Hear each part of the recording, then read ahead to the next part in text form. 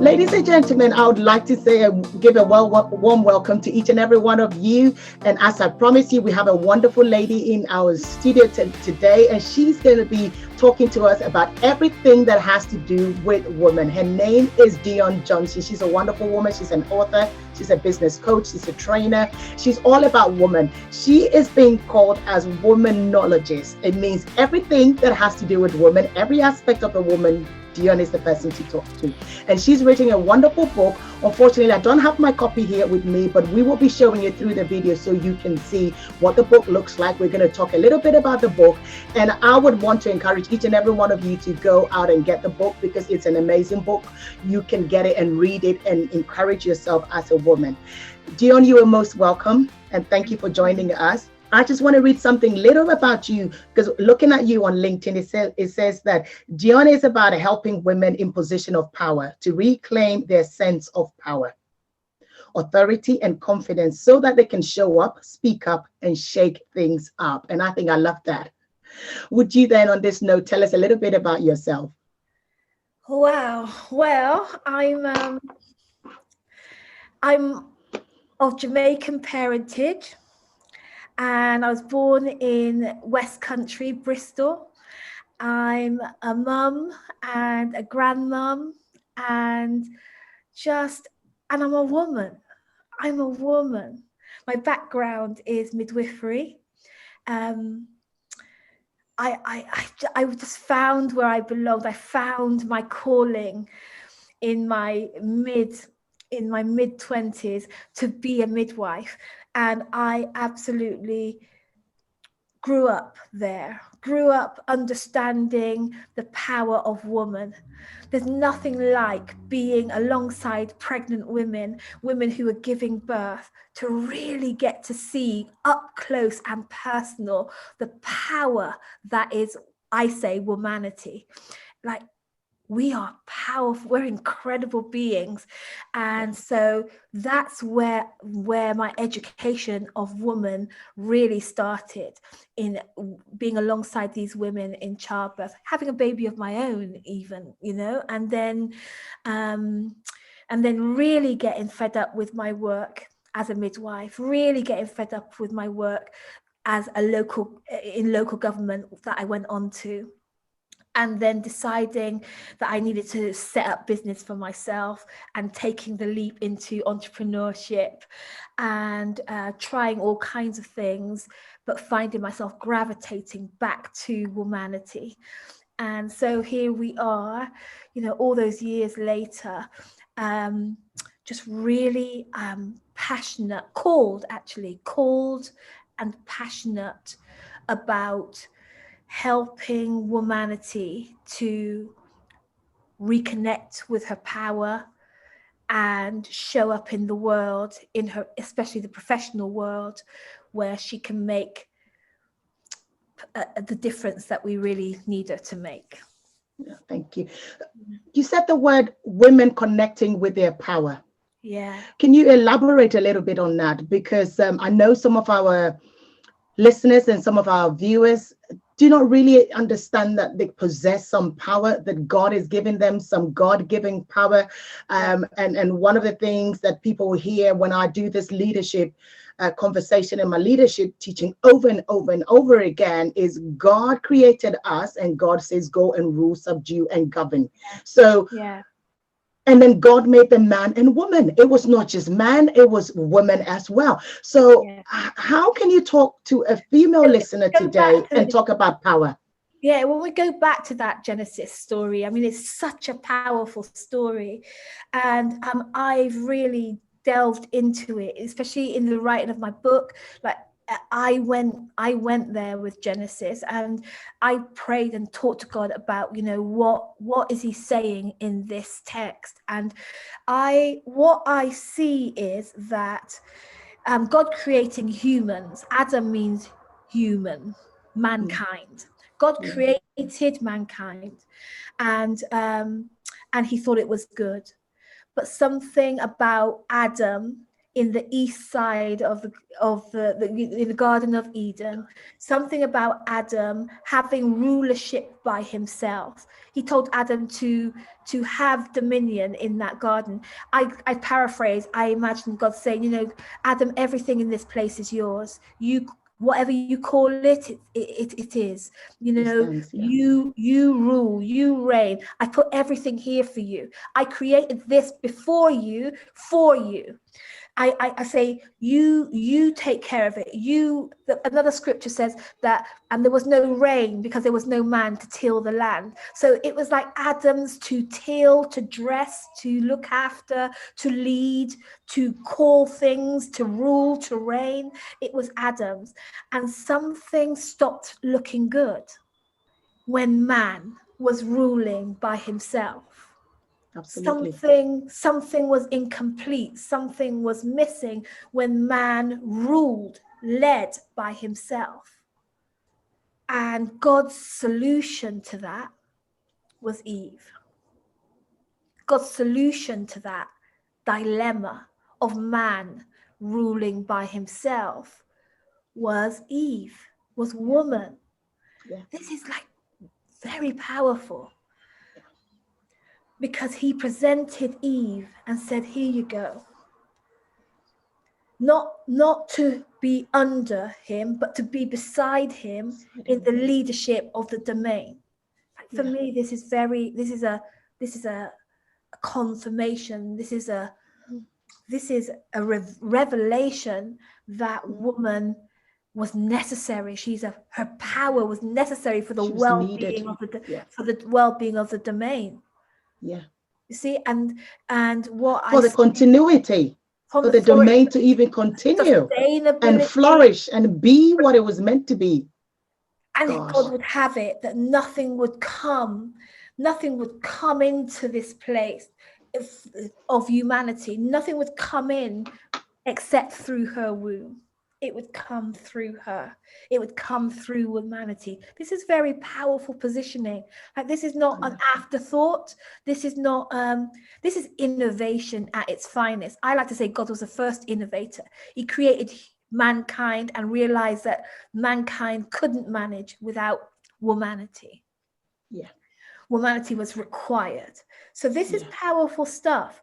And you know, when I was a midwife, and I would see black, white, rich, poor, big, little, fat, thin, pretty, not so pretty, lots of hair, not lots of hair, doesn't matter, like women of every nation and tongue I would see.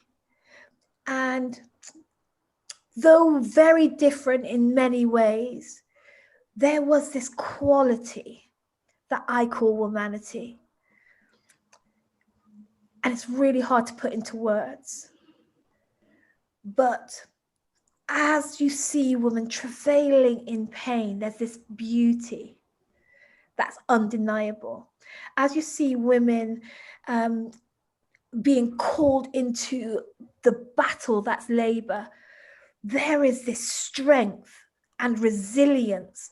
And there's this ability that women have to go through hard things so beautifully, so elegantly. There's this way that we have to expand to make room for life.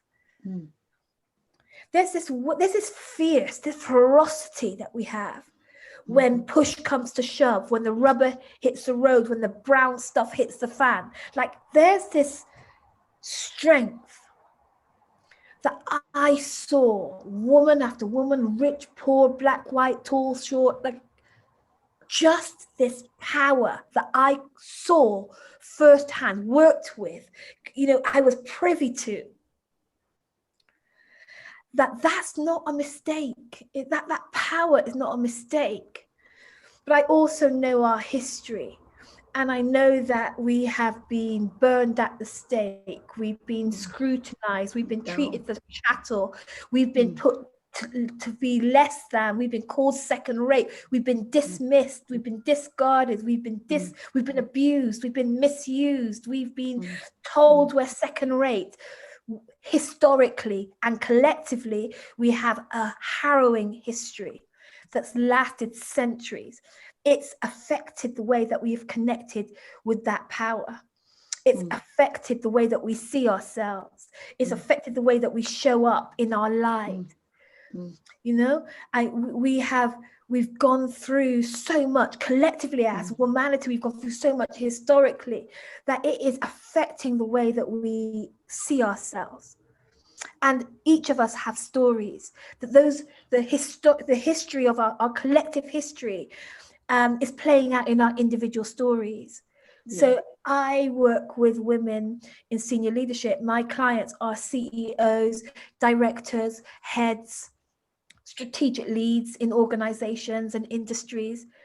And wherever there's pain, and I get a chance to sit with these women, brilliant women, that when we begin to peel back the layers of their experience now, challenge with their boss, challenge with their workload, work-life balance, whatever the issue is, when we begin to peel the layers back, when we begin to unfold what's really going on here, there is a story, I say her story, of abuse or misuse or identity confusion, identity crisis, you know, just unsure, not confident, broken self-perception, unclear about who we are. We have our own story, our own version of how it became disrupted and muddy and murky and unsure and unclear, but it's there. But you know, I've heard from God, and I hear God say, you're the trick up my sleeve. You're my secret agent. And I want to pull you out. I want to bring you up. I want to brush you off. I want to strengthen your back. I want to lift your head. I want to get you standing again, because you are about to I'm about to bestow power to change things in your realm.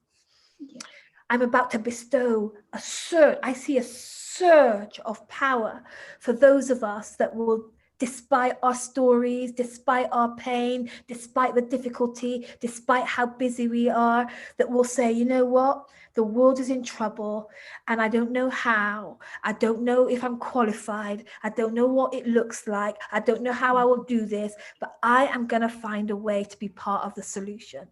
That's all. Hallelujah.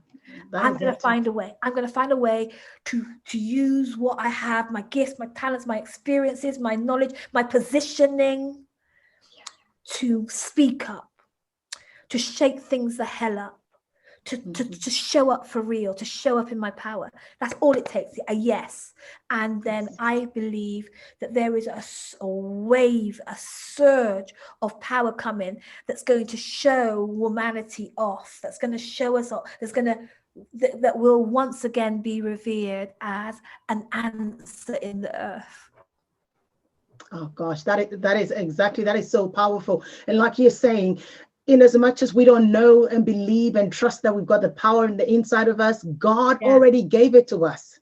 But we've let stuff to cover it all up.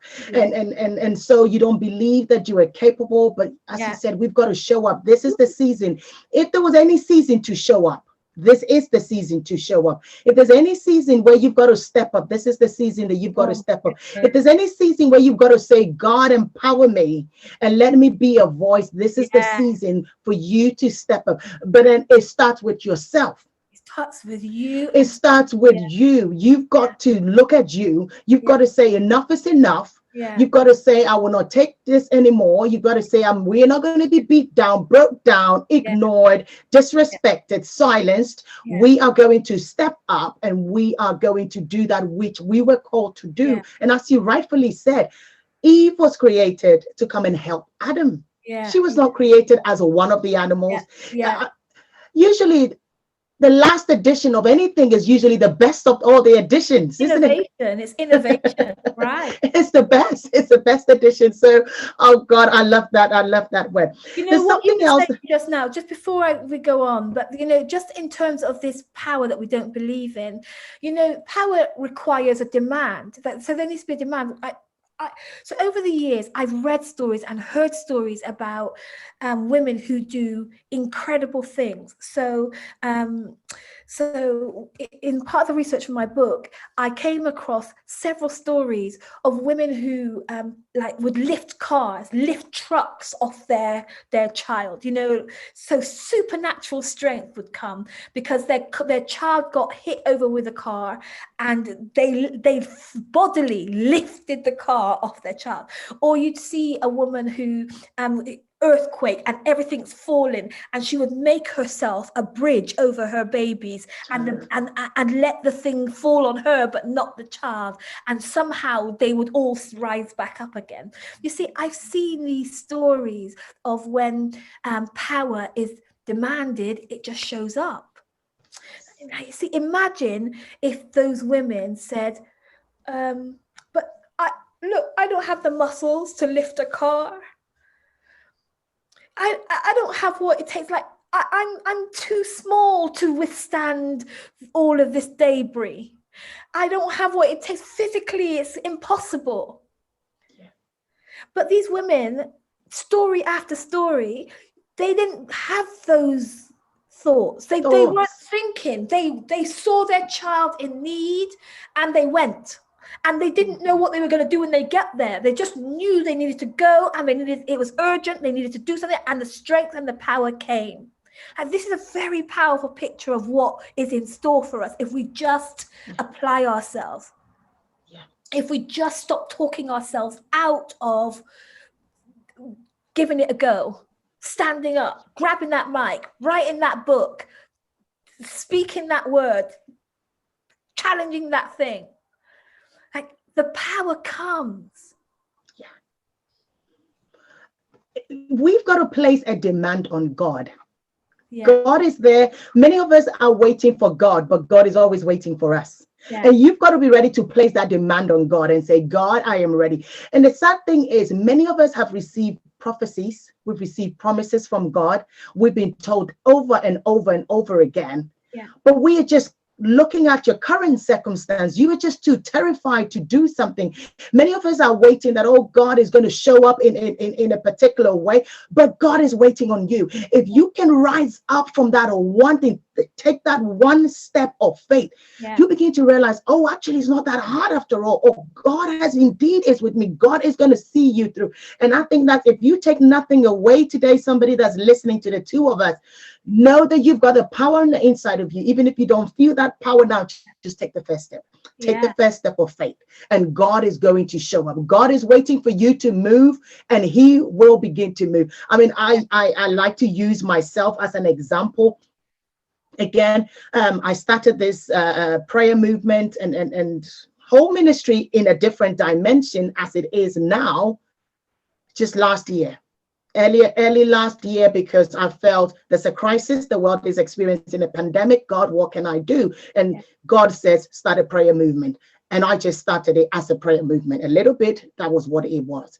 And then every single day, I see God show up in the most amazing of ways. And he keeps pushing me. He keeps dropping different ideas, different thought process. I need you to do this next. I need you to do that, because you took the first step of obedience. And there's so many people that have taken the first step of obedience, and God has then opened a whole massive door for them and got them to places and got them influential and got them doing his work in great magnitude. But it always took that first seed, recognizing that first seed, accepting that first step, and getting up.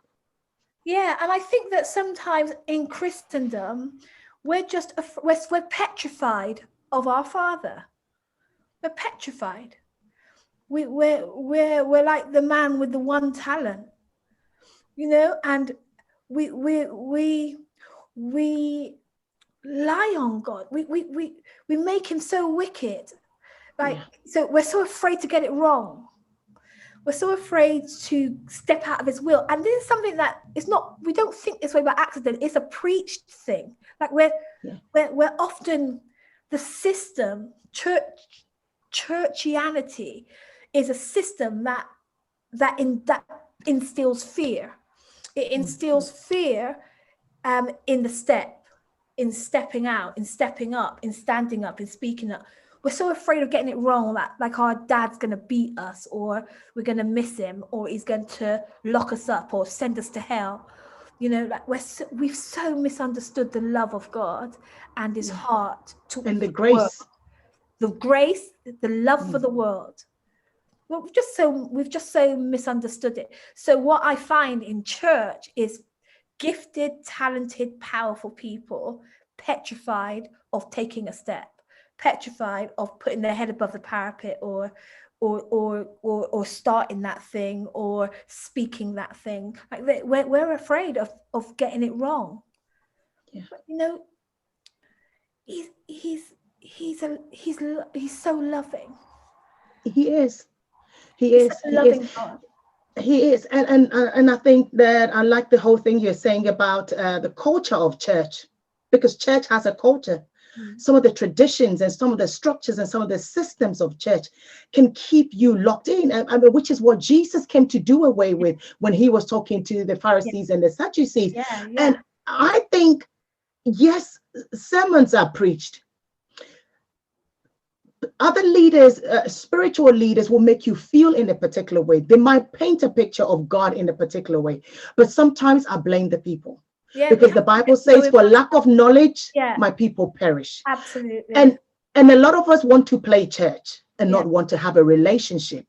Because if I have a relationship with you, Dion, we have a relationship, we understand ourselves, we understand the relationship, we understand what we're doing. Somebody else cannot come and tell me any different about you.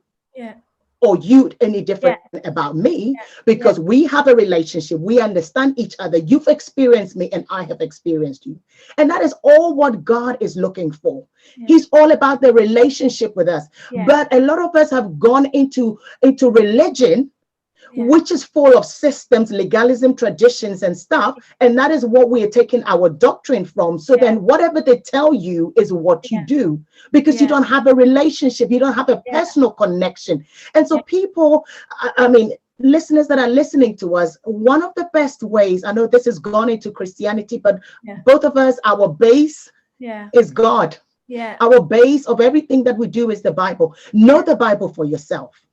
I like the bit where you said, I took the Genesis chapter 1, I prayed over it, and I asked God for interpretation, and God gave you a whole new revelation and dimension. It was not about what the pastor told you. It was not about what you learned in Sunday school. It was not about what the system and the doctrine that you have been subjected to, the dimension of someone. Because when we read the Bible every time, you've got to read the Bible for your own dimension and your own interpretation from the Holy Spirit.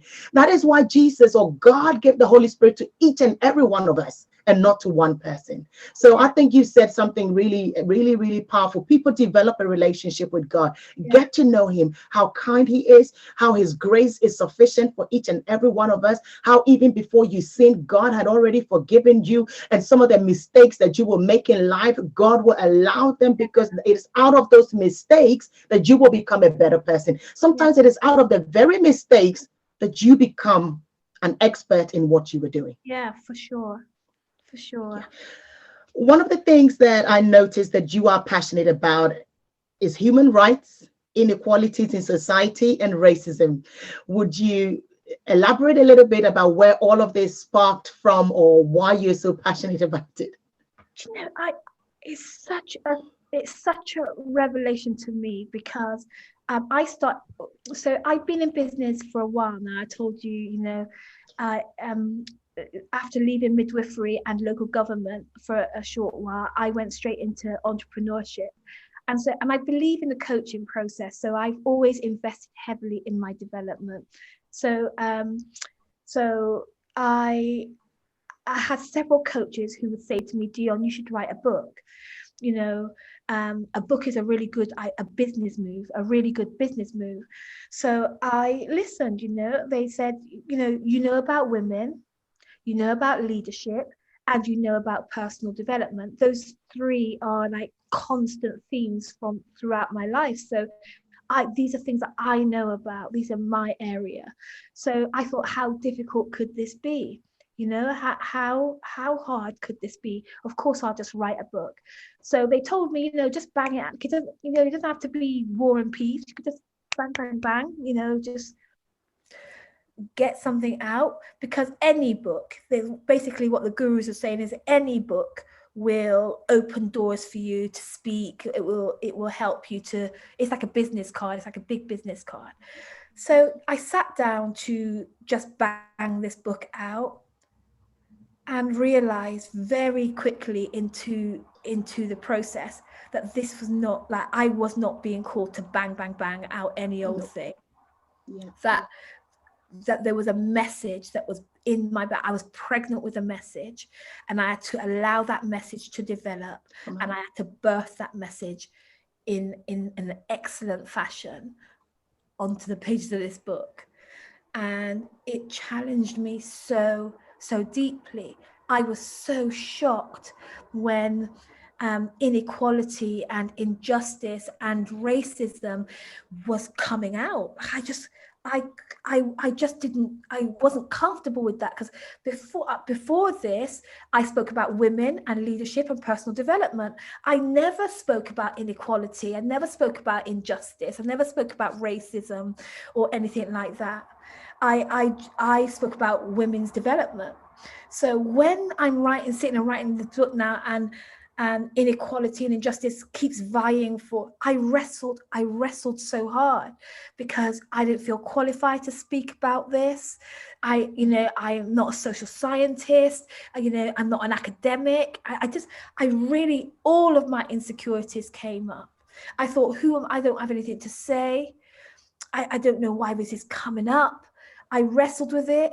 I went through physical traumatic pain.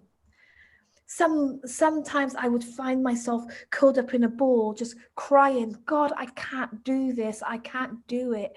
It's too hard. I don't know. I'm not qualified. I'm not the right person. You've got the wrong person to do this. Mm-hmm. And, looking back now, what I can see is that I really didn't feel qualified to write about this thing. I felt like it wasn't an accident. I didn't feel comfortable, because my history taught me that people like me don't have the right to speak up. People like me don't have the right to say how things should be. People like me aren't qualified or credible or sought out. Like, people don't care what I think. And these ideas that were coming to me about the whole inequality thing, I thought, nobody's speaking about it. No one's saying this. I just felt like I was just completely not qualified. And so it was a real labor of love to write the book. And I finished writing the book in January 2020. And I remember putting myself to bed for a month, because it was so hard to push past all of these fears. I would describe it as post-traumatic stress disorder. It was painful. And I put myself to bed for February, and I knew that March was coming. It was Women's Month. I thought, get yourself up, Dion. I had a whole month full of events and speaking engagements. And then COVID-19 hit. And so as I watched the pandemic unfolding, and then people of color and Black people and poor people started to get really hit, and there's this inequality started to take the headlines, and then George Floyd got killed, and racism started to dominate the news. I was like, I just couldn't believe that I'd written this book. Like, now this book was speaking to everything that was now becoming mainline news. I was like, thank you, Jesus. I couldn't believe that. And like, all of that, I felt so tempted in the book writing process to to just not engage with inequality, not engage with racism, not engage with it in the book, because I didn't feel qualified, but I felt like I couldn't present any other book. Like that was the book that was coming out of me, and I had to allow it. And I see now it's for such a time as this. I see now that the book made sense. I say in the book, I didn't think that my audience, women in senior leadership, would want to read anything about inequality. Well, now now the door is, and in fact, I want to just talk to someone who's watching this right now, and I want to let you know that there is a now grace for the word that's in your belly. There's a now season for it. You know, a year, like 2 years ago, nobody in my circle was talking about inequality. Yeah. Nobody was talking about it. Now everyone's talking about it because the door has opened, the season has shifted, the time is now, and it's now relevant. You see? And I didn't understand that. But we have to just trust what we've been given. We have to just trust it and prepare it and birth it in, trusting that it will come at the right time, trusting that it will talk in the right season. Honestly, I'm blown away. Now I'm being asked a question about, you know, my expertise on inequality and injustice and racism. But it wasn't that story was not so. It has become so because I obeyed and wrote the book that I knew I needed to write, and then the windows of time opened up and made it relevant. Because God knows every time and every season that we are in or about to step in. And so he has planted all these little seeds on the inside of you waiting to be birthed out in each season, isn't it? And sometimes I always say that when God speaks to you, when God tells you something, when God is compelling you to do something, it's usually not for the time that you were in. Yeah, it is for another time. I mean, I want to give an example. It's a very simple example of LinkedIn. I've been on LinkedIn for years. I did nothing with LinkedIn. And then about two and a half years ago, I became an active participant on LinkedIn.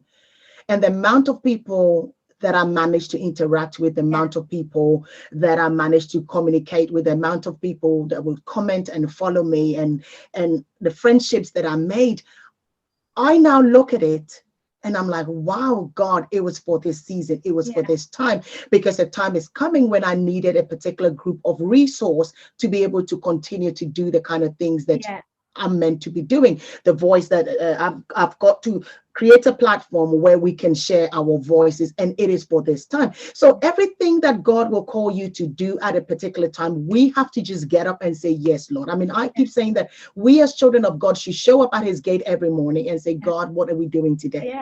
What are we preparing for today? What do you want me to do in preparation for what is going to happen in the next 10 years, in the next 5 years, in the next 15 years, in the next 20 years, and not just be concerned about tomorrow, just not be concerned about today, because God is a planner. He's a master craftsman. He's a strategist, and we should be comfortable to be in his presence and be with him to become that which he has said about us. I listened to one of your, I don't know if I should call it a podcast or a video this morning, and it was talking about domestic violence mainly. And you were rightfully talking about domestic violence, but you talked about it, the figures being very high and in women. And you're saying that, yes, there are systems in place, there are laws, there are policies, there are all kinds of things in place that is meant to be tackling it, but the stats are still not going down. And you spoke about it. You're very passionate about it. Can we just blow it open a little bit? Because I think that for females that will be listening to us, this may be very relevant. Probably not in their own personal life, but each and every one of us knows someone that is experiencing abuse, knows someone that is going through some sort of domestic violence. But the problem is our cultures, the cultures that we come from, says you don't have to do nothing about it, says this is acceptable, says that continue the way you are, there's nothing wrong with it. So I think we should just blow it open a bit, have a little discussion around it. So first of all, this isn't just about domestic violence. The way that the whole domestic violence focus came up was that I regularly interview people, and one of the conversations that I was having yesterday was just another one. It was about domestic violence. So domestic violence came up because of the conversation, but actually, it's this same sentiment that keeps coming up, whether we're discussing climate change or racism or criminalization of Black people, or just whatever we're looking at, whatever realm we're looking at, whatever injustice we're looking at, whatever challenged predicament that we're looking at, whatever problem it is, there is this. What I'm noticing is that it doesn't make sense that people are suffering like they're suffering right now. It doesn't make sense to me. I mean, if you think about it like this, last week in the news, we were celebrating NASA landing the bot on planet Mars. We're having a tour around planet Mars. There's talk of space travel for vacationing purposes, leisure right now. We have driverless cars. We can 3D print anything, body parts. We can transplant any area of the body that fails. We can transplant eyes, ears, face, tongue, skin, kidneys, livers, hearts. We can do all kinds of things. It appears to me that we can do whatever we say we want to do, like the children of the people in Babel who decided to build and go up to God. Yeah. So we can do whatever we put our mind to. So with that belief, a huge frustration is stirring on the inside of me, because when I see what is possible for us, what we just have to decide. When Kennedy decided that we were going to go to the moon, it wasn't like we knew how to go to the moon. He just decided that it's time we knew how to go to the moon, so we're going to go to the moon. It's like whatever we say we're going to do, we do it. So then it raises the question for me, well, why haven't we gotten rid of the inequality? Why are women still dying in their homes? Why are children growing up to be abusers because of the examples that they saw in their home? Why are 1 million people being murdered in their homes? What is that? What in a world where we can do whatever the heck we please? Like, what is that? Why? So I have these conversations week in, week out with experts who are talking about what's happening. And in this particular issue with domestic violence, we're talking about that there is prevention, there is protection, and then there is prosecution. Like that is the blueprint, the framework for managing. But all the results and all the figures show that, especially through the pandemic, and despite the prevention, women are dying more than ever before. Women are fleeing their homes for their lives like never before. Helplines can't manage. Hostels are busting at the seams. Refuges can't offer, like turning people away. This problem isn't getting any better. The company that I worked with last week was in business 45 years. 45 years commitment. Now, these people are driven to create the shifts in this, and yet still services can't manage the demand. How come we're okay with that? How come no one's saying something's wrong? In my book, I say that when you're a midwife delivering a baby, you'd get struck off if all you did was shout to her, push, push, and no baby is coming.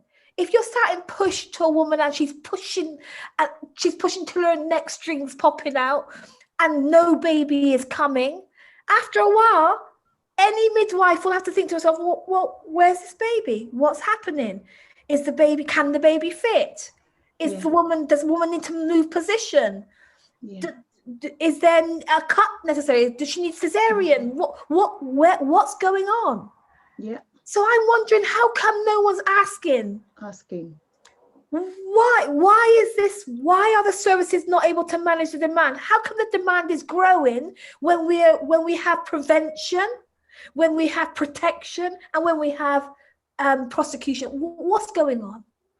So I'm looking at this. I asked the woman the question yesterday. I asked her, tell me, are our preventative measures working? And each time I asked the question in different ways, we kept coming back to prosecution and protection, more hostels, dealing with the problem as if. So it feels as if, to me, we've just accepted that women get beat up and killed in their homes. And our focus is on trying to get them out and into safety. Or prosecuting the people. Or prosecuting the people. But my question is, what don't we need to do? Isn't it simple that if something's not working, we eradicate the cause? For example, if you keep getting headaches, you could keep taking paracetamol, or you could say to yourself, hold on a minute, why do I keep getting headaches?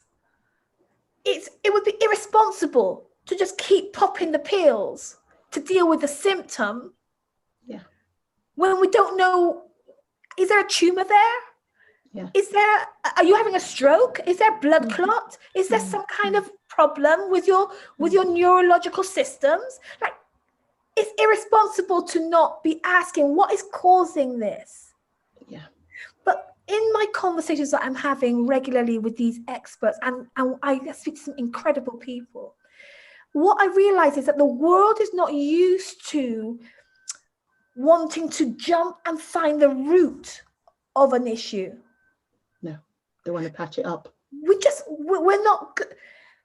And so efforts to patch up and cover up and pop a pill to ease to mask it is our culture. Yeah. Is the way that we tackle things. It's like we just accept that women are not safe in their homes, or that men beat women to death. It's like we accept it, and we accept it's there, and we just try and do our best to keep women safe. So I asked the question several ways yesterday in the conversation, and it was like pulling teeth trying to get us to focus on what this causes. And the woman said to me that I was interviewing, she said that there's a saying that's come into her mind as I asked the question, that women are afraid of being hurt by men, killed by men, I think she said, and men are afraid of being shamed by women. I said, I've never heard that before. So are we saying then that men's shame, it's equivalent to death? The shame of death. Man is what's causing the violence. His shame is what's causing him to beat her. Because I've never heard shame and domestic violence, masculine shame and domestic violence. In all of the interviews I've been doing, I've never heard that being cited as a cause. So is that what she meant? I don't know. That she says she's saying that at the root is cause of it, because the women are shaming the men, and so then the men will respond by beating her or torturing her to okay. Female listeners, let us hear your thoughts and your views on this, because this is surprising to me myself. I want to know what's causing the violence, what's causing our men, because what I see in my work, in my life, in my own personal journey, what I see is that we are sick at the point of our humanity. Humanity is fallen. Humanity is broken. Humanity is sick. And unless we begin to address the fallen humanity, no amount of prevention and prosecution is going to get rid of the issue. Yeah. And so that's my call to women. Yeah. The system is used to ignoring the cause and dealing with the symptoms. Yeah. But what we need are enlightened, switched on, courageous, healed, delivered, set free women who will find themselves at the table of conversation where culture is being shaped, where policy is being set, where decisions are being made, where protocol is being devised, and authoritatively command that consideration be focused on the cause of these issues.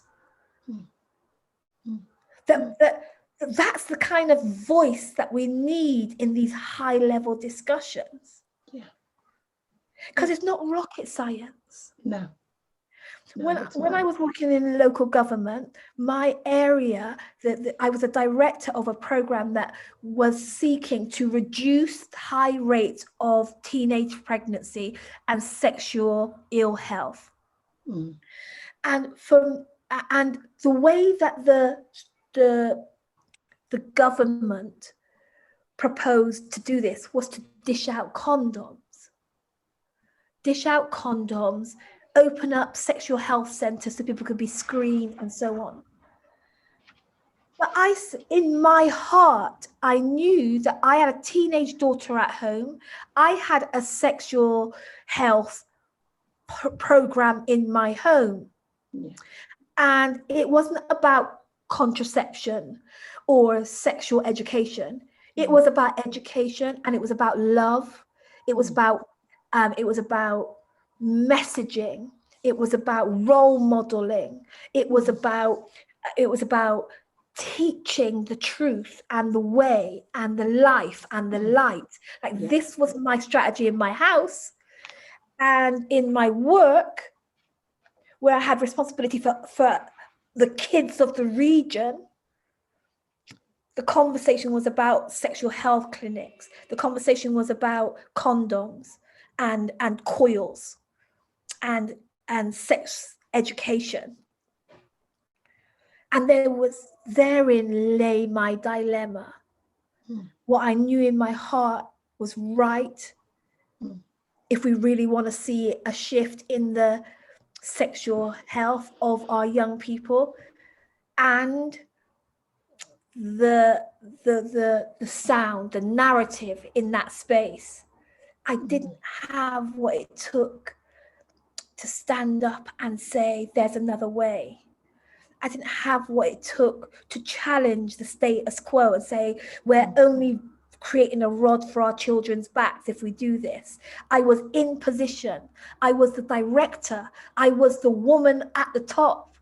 And yet I didn't have what it took to challenge the narrative, the blueprint, the framework, the way, the strategy. I just didn't feel qualified. There was all this confusion in me about whether my voice mattered. So I became a parrot. I said what they said. This is what I'm seeing.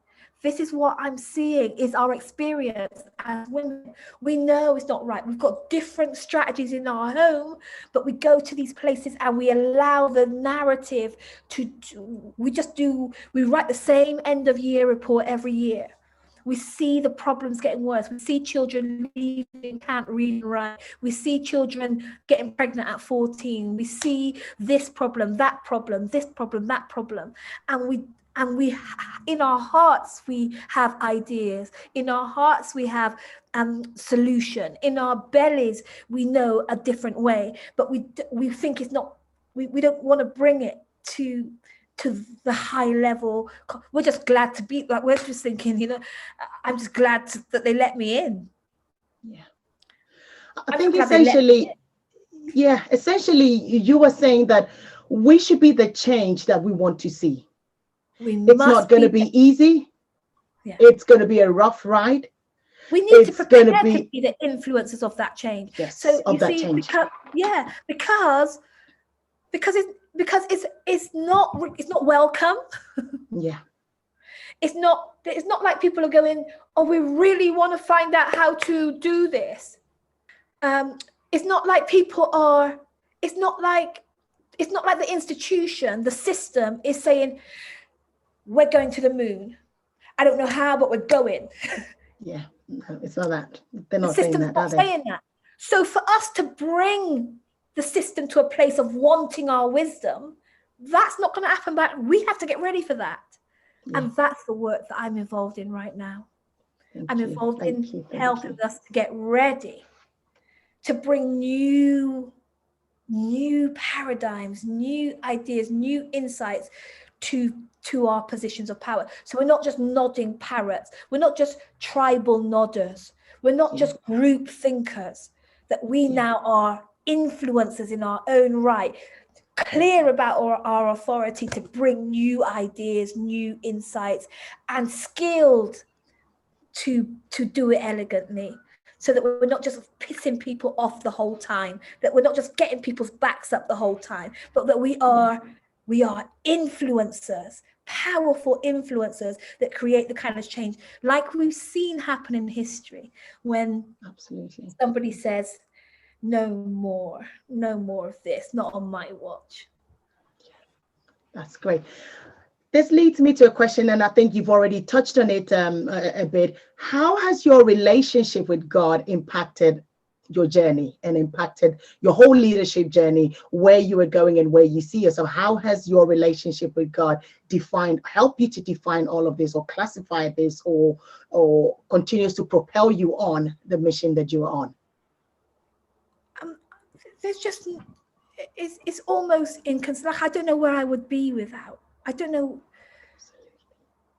When I think about, even in this conversation, when I think about the certainty within the clarity within which this is falling out of my belly, sometimes it feels like I'm watching it happen. Like sometimes I'm listening to what's coming out.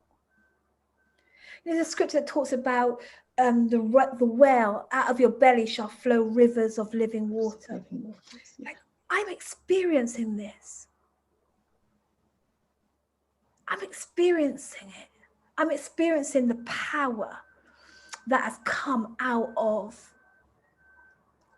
just giving myself over to his will for my life. And that, when I wrote the book and I presented the manuscript, almost towards the end of the program, like June, July of last year, almost at the end of the production edit phase, I got a call from the publishers, and the publishers explained that there was a problem with the book. And I was so shocked, because I told you what I went through to write it, and then I went through this other editing process, which was a whole other challenge on the kind of worms. Yeah. So when they told me that there was a problem with the book, my heart sank. I didn't know I didn't know what was going on. They told me that I sound too Christian. I sound too Christian. That, you know, but what they're proposing is to change the deadline of the book and give me help to go through and remove that sound, remove that testimony, remove. They said that I would alienate people, that the book wouldn't do well, that it was, you know, it's not going to appeal to the masses. And so that they gave me time to sit and think what I wanted to do about that. So I said, okay, I went to God, you know, I just lay myself before God and said, you know, what is this? And it didn't take long for that knowing to just rise up on the inside of me, that there is no me without, there is no power to change the world without my relationship with God. Like I could pretend that I learned this in that man's book or that man's book, but the truth of the matter is that what is flowing out of me right now is a personal, powerful walk, journeying with God, my dad. And it's that personal. If you try and take it out, there is no more. There's no more me. So so he's the CEO of my business. Like my relationship with who I say is God, who I call God, is the foundation for me. So I speak with people from all walks of life, and I honor them. I honor your right to choose your path, choose your truth, choose your God, choose your goddess, you know, choose your higher self, choose your universe. I honor your decision. And if you're a woman in leadership, I believe I can support you if you are serious about showing up powerfully in your positions of power, because that's been my journey. But if you don't want me, if you want me to pretend that I don't have a relationship with God, then we don't go together. Yeah. And that's the price that you are willing to pay. Because one of the things that I wanted to ask, but I think for the sake of time, I wouldn't, but you've already touched on it. Is there a price to pay in leadership? And you've just said it. You would lose, you lost the masses, or potentially lost what the producers felt that the masses, to tell the truth, or to not even to tell the truth, but to tell what God has placed on the inside of you. And sometimes God is never about the masses. I mean, it's not about the masses. Sometimes God will cause you to put it together, a sermon, or to say something, a quote, or write a book for just that one person. Yeah, but you know, just that 10 people. But then sometimes he'll just show off, because the book's doing really well, and so you know, sometimes he'll just show off. He'll just let them talk. And you know, years ago I got a prophetic word that God's going to do amazing things in my life, but He doesn't want anyone to get the glory. And I realized that, you know, sometimes they have to tell you how much you're going to fail, or how rubbish you are, or how not in the in crowd you are, just so that when God does what He's going to do, you know, then God indeed takes the glory. Absolutely. And sometimes it's a test for us. Are you going to choose God? Or are you going to choose humanity? Are you going to listen? Who are you listening to? And you did exactly the right thing that you should do. God inspired you to write the book.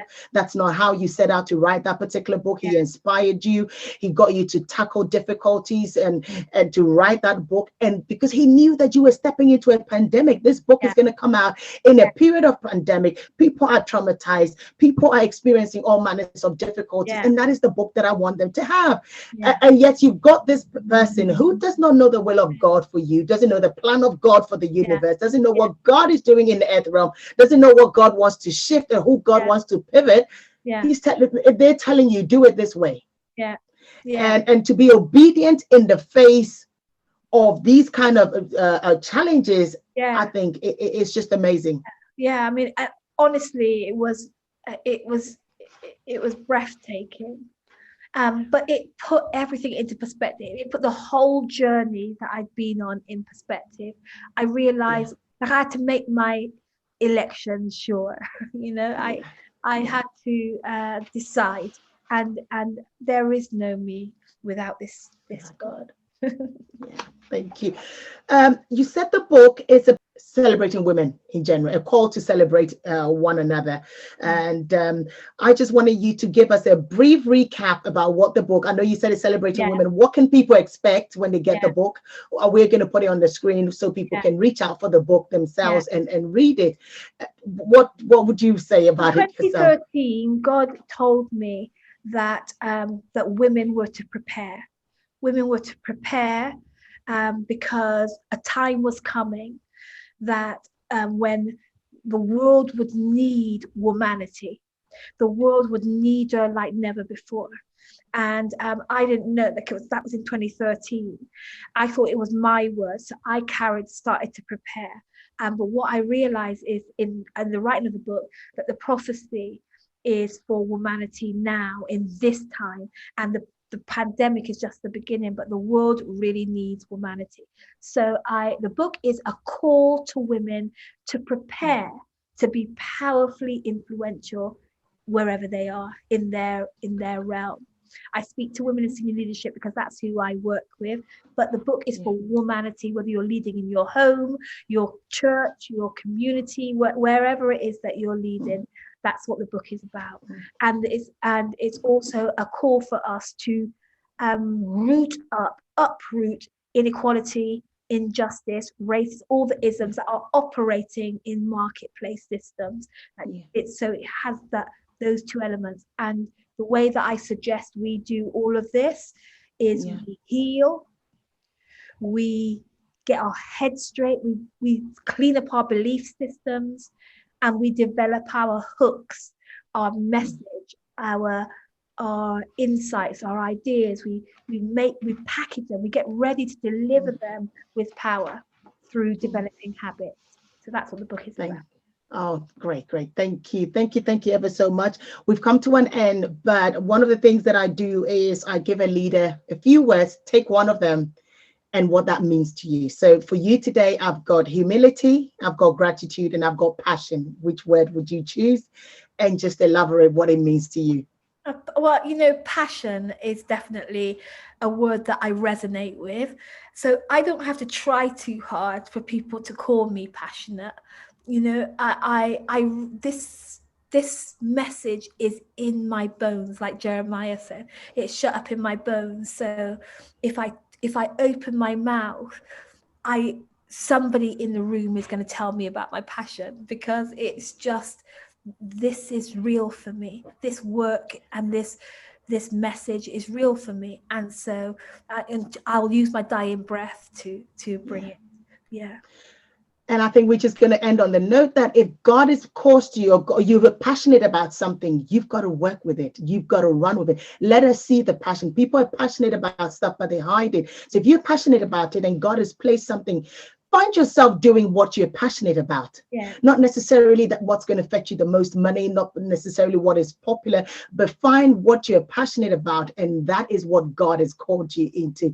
Dion, I want to say a very big thank you to you. Thank you for joining us. Listeners, I want to say a big thank you. Thank you for joining us in this conversation. I'm going to put up all of Dion's details on the screen and where you can get the book. And I want to encourage each and every one of you to buy the book. Let us support one another. Let us support women. It will empower you and equip you for the journey that we are on, because the world is in a crisis and the world is looking for leaders, and you have been called to be a leader. Yes, anyone that's listening to the sound of our voice today, God has called you. You've got to step up. There's a place for you in this world. There's a role for you to play. There's a place, a position that is waiting for you, and you've got to gear up. You've got to learn up. You've got to master up and begin to occupy that position. Thank you very much for joining us on this edition, and do come next week. We've got wonderful speakers that will be talking to us next week. If you haven't subscribed to our channel, please do subscribe to our YouTube channel. You can follow us on Facebook, LinkedIn, Instagram, and yes, and invite someone, share this message with someone. Thank you very much.